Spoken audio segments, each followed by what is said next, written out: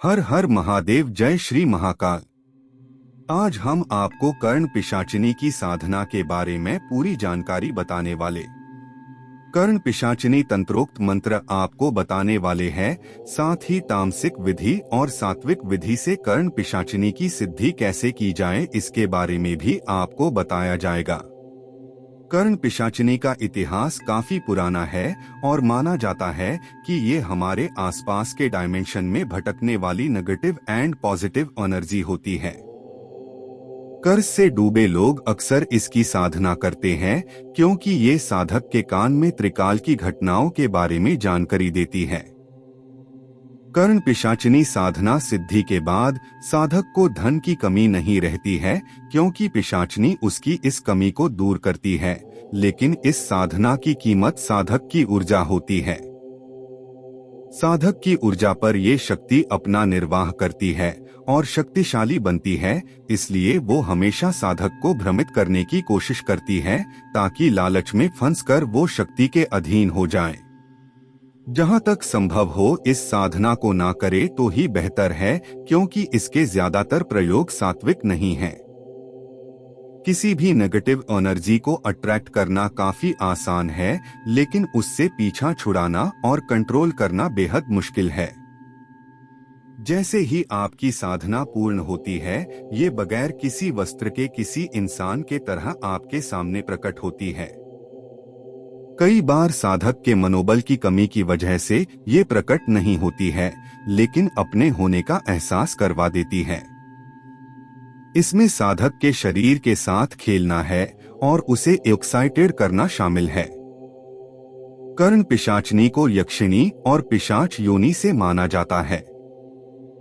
ये हमारे आसपास के डायमेंशन में विचरण करने वाली शक्ति होती है जिनका अपना कोई स्वरूप नहीं होता है। मंत्रों की शक्ति से इन्हें आकर्षित कर साधक अपनी कल्पना से एक रूप देता है या फिर ये साधक की ऊर्जा पर अपना रूप निर्मित करती है। मंत्र जब पूर्ण होते होते इनमें रूप धारण करने की शक्ति आ जाती है और ये साधक से जुड़ जाती है।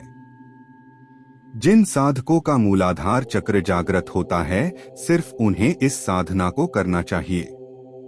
एक सामान्य व्यक्ति के काम वासना का स्तर बेहद निम्न होता है, जिसके लिए इस तरह की नेगेटिव एनर्जी की जरूरत को पूरा करना संभव नहीं।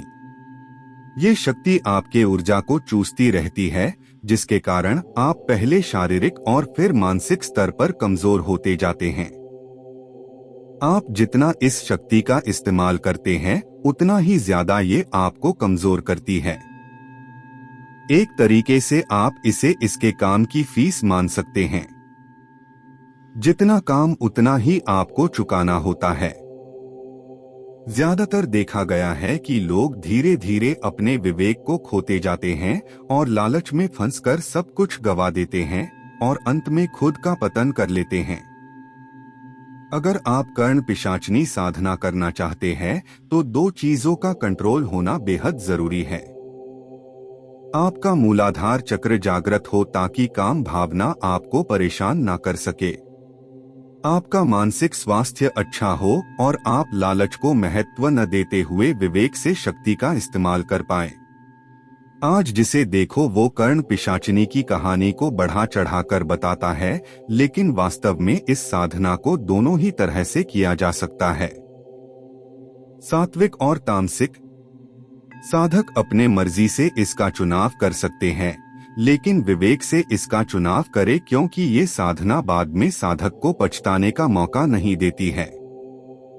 किसी अच्छे गुरु के सानिध्य में ही यह साधना करे। तामसिक साधना 11 से 21 दिन की होती है। इस साधना में आपको खुद का यूरिन पीना होता है और मल खाना होता है। सात्विक साधना में आपको खीर और गेहूं की रोटी लेनी होती है।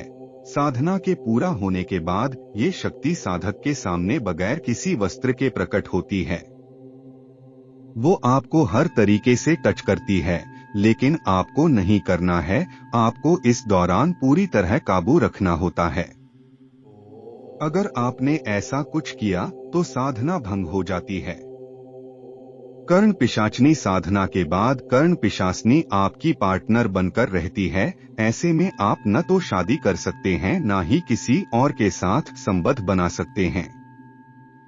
अगर ऐसा कुछ करते हैं तो कर्ण पिशाचनी उसे खत्म कर देती है।